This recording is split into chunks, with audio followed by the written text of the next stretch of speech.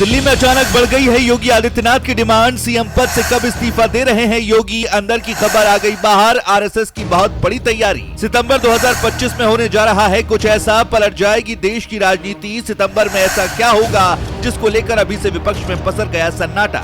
2029 भूल जाओ, 2025 में होगा सबसे तगड़ा खेला। मोदी के बाद गद्दी पर आ रहा है बब्बर शेर, लेकिन कौन है वो लोग जो योगी के खिलाफ रच रहे साजिश? योगी आदित्यनाथ एक ऐसा नाम जिसने उत्तर प्रदेश को उत्तम प्रदेश बनाने की कोशिश की। जहां पहले माफिया राज, कर्फ्यू और डर का माहौल था, आज वहां राम मंदिर बनकर तैयार है। माफिया या तो जेल में है या मिट्टी में।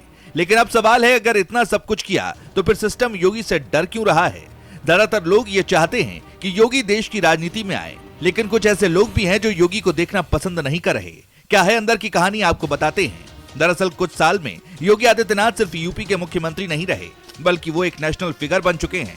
राम मंदिर आंदोलन के बाद अयोध्या में जिस भव्य तरीके से प्रभु श्री राम की प्राण प्रतिष्ठा हुई है, उस पूरी योजना के पीछे योगी का ही रोड मैप था। दिल्ली की एक खास आईएएस लॉबी, नौकरशाह policy think tank, NGO network और कुछ बड़े नेता, ये सब मिलकर एक ऐसा सिस्टम बनाते हैं जो कंट्रोल चाहता है।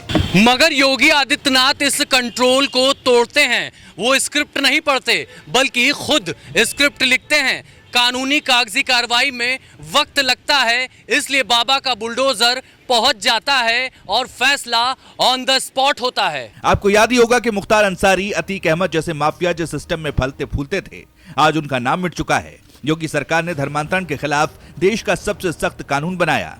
ये सब लिबरल दिल्ली को पसंद नहीं आता, और शायद बीजेपी के अंदर भी कुछ चेहरे ऐसे हैं जिन्हें योगी की लोकप्रियता खटकती है। योगी ने हमेशा खुलकर हिंदुत्व की बात की है, 370 हटाने का खुला समर्थन किया, सीएए और एनआरसी पर स्टैंड क्लियर रखा, लव जिहाद के खिलाफ कानूनी मोर्चा संभाला। आज उत्तर प्रदेश में कोई भी बेटियों पर गलत निगाह नहीं डाल सकता।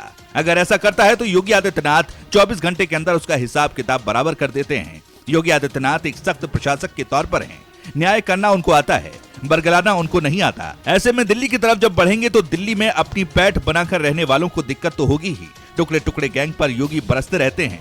अब जिस देश की राजधानी में टुकड़े टुकड़े गैंग को फ्रीडम फाइटर समझा जाता है, वहीं योगी जैसे नेता से डर क्यों ना लगे। योगी किसी को डर नहीं दिखाते, वो डर का इलाज करते हैं, और यही सिस्टम को परेशान करता है। अब असली सवाल यह है कि क्या योगी दिल्ली की गद्दी पर पहुंचने की तैयारी कर रहे हैं? अगर 2029 में मोदी खुद पीछे हटते हैं तो योगी आदित्यनाथ एक प्रबल दावेदार होंगे। सूत्रों के मुताबिक इसके लिए आरएसएस पूरी तैयारी कर चुका है। एक गुप्त बैठक में बीजेपी और आरएसएस ने 2029 से पहले नए चेहरे को लॉन्च करने की तैयारी कर ली है। जानकारी के लिए बताएं कि नरेंद्र मोदी का वर्तमान कार्यकाल 2029 तक है, जब अगला आम चुनाव होगा। लेकिन उनके इस्तीफे की चर्चा अक्सर उनकी उम्र 75 साल, जो कि इसी साल सितंबर 2025 में हो रही है, उससे जोड़ा जा रहा है। क्योंकि बीजेपी में पहले 75 साल से अधिक उम्र के नेताओं को पद छोड़ने की अनौपचारिक नीति थी, लेकिन हाल के सालों में इस नीति को सख्ती से लागू नहीं किया गया है और कई वरिष्ठ नेता इसे खारिज कर चुके हैं। लेकिन अगर बीजेपी में जो चलता रहा है वैसा ही चलता रहा तो इस समय योगी से बड़ा कोई दूसरा चेहरा नहीं हो सकता। योगी आदित्यनाथ उत्तर प्रदेश के मुख्यमंत्री के रूप में एक प्रभावशाली नेता है।